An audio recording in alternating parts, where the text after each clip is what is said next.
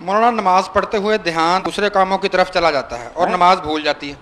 نماز پڑھتے ہوئے دھیان بڑھ جاتا ہے اور نماز بھول جاتی ہے اور دوسری رکعت پڑھ رہی تھی یا تیسری, تو اس کے لیے کیا کیا جائے؟ یہ غلطی ہو جاتی ہے, پتہ نہیں چلتا کون سی رکعت میں ہوں, دھیان نہیں, وہ توجہ نہیں ہوتی. ہم اللہ تعالیٰ کے شکر گزار ہیں کہ اللہ نے ہمارے لیے نمونہ بنانے کے لیے ہم میں سے رسول بھیجا, اتنی شان والا مگر ہم میں سے بھیجا, اور سارے وہ حالات پیش آئے جو ہمیں آنے, بھول جانا, رکعت کم بیش ہو جانا. اگر یہ نہ ہوتا ہم دین کہاں سیکھتے؟ اللہ کے رسول علیہ السلام نے 2 رکعتوں پر سلام کہہ دیا, ابھی 2 رکعتیں رہتی نہیں. کبھی درمیان میں بیٹھنا تھا, اٹھ کے اتحیات نہیں پڑھا, کبھی جو ہے نا 5 پڑھ دی.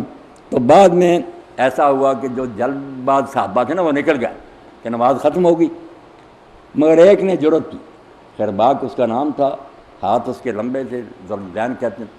اس نے دلیری کر کے کہا کہ اللہ کے رسول نماز چھوٹی ہو گئی ہے اللہ کے حکم سے, یا آپ بھول گئے ہیں؟ حضور نے فرمایا نہ میں بھولا ہوں نہ نماز, آپ کو تو یقین تھا کہ میں نے پوری پڑھی حالانکہ رکعت رہتی. اس نے کہا نہیں, ایک کام ضرور ہوا. آپ نے پھر پوچھا سزا کا دولت نہیں, کیوں بھئی یہ سچا؟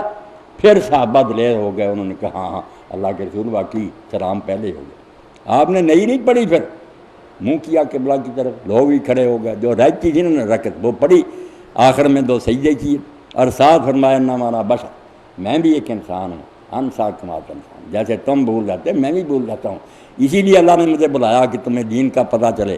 تو جب ایسا ہو جائے تو آخر میں 2 سجدے کر لو, سلام سے پہلے کر لو یا سلام کے بعد. جب ساری نماز اینڈ تک ہو جائے نا, سلام نہ کہو, اللہ اکبر کہہ کر سجدے میں 2 سجدے کر کے اٹھ کر سلام, یا پھر سلام کہہ دو بعد میں 2 سجدے کر لو اور پھر سلام کہہ دو. دونوں طریقے سکھا دیے.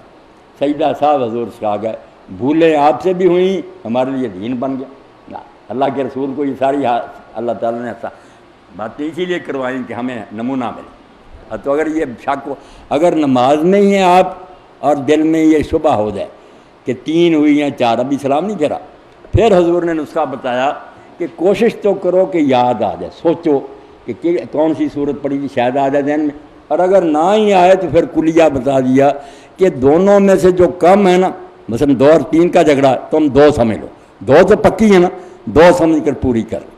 پھر اگر ایک زائد بھی رکعت ہو جائے گی اور آخر میں آپ سجدہ صاحب کر لیں گی تو شیطان کی ناک کٹ جائے گی, وہ ذلیل ہوئے گا, بلایا تھا کیا ملا, پھر اس نے ایک رکعت زیادہ پڑھ لی, اور اگر پوری ہوں گی تو پھر بھی ٹھیک ہوگا. 3 اور 4 کا جھگڑا ہو تو سمجھ لیں 3 ہی, ایک اور پڑھ لیں, 4 ہوں گی تو چلو 5 ہو جائیں گی, کوئی بات. یہ عقل کہتے ہیں کہ جو دونوں میں سے کم ہے اس کو صحیح سمجھ کر پھر آگے نماز پوری کرو, بعد میں 2 سجدے کر لینے. شاباش, اللہ خیر سے رکھے بچہ, اچھا نصیبہ کرے, اپنے گھروں میں خوشی دکھائے اللہ. ایسے